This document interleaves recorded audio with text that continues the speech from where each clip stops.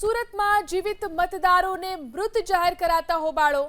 અનવરનગરમાં 200 લોકોને કાગળ ઉપર મૃત દર્શાવવાનો આરોપ। મસ્જિદના લાઉડસ્પીકર પરથી ન્યાય માટે લોકોને એકત્ર કરવામાં આવ્યા। આધાર કાર્ડ સહિતના દસ્તાવેજો લઈ અને રસ્તા ઉપર લોકો ઉતર્યા। 80% મતદારોને પુરાવા વગર મૃત જાહેર કરાયાનો દાવો। તો સલાબતપુરા પોલીસ સ્ટેશનમાં અરજી આપી અને કાર્યવાહીની માંગ કરવામાં આવી।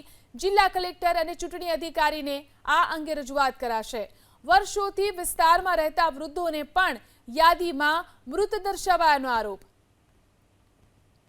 છેલ્લા 5-6 દિવસથી ભારતીય જનતા પાર્ટીના જે તમામ વિધાનસભાના BLA-1 કે અન્ય સક્રિય કાર્યકર્તાઓ દ્વારા મુસ્લિમ મતદારો જેમનું નામ ડ્રાફ્ટ મતદાર યાદીમાં નોંધાવી ચૂક્યું છે, આવી ચૂક્યા છે, પ્રસિદ્ધ થઈ ચૂક્યા છે, એવા નામોની સામે પુરાવા આપ્યા વગર ફોર્મ નંબર 7 ભરીને વાંધા રજૂ કરવામાં આવી રહ્યા છે।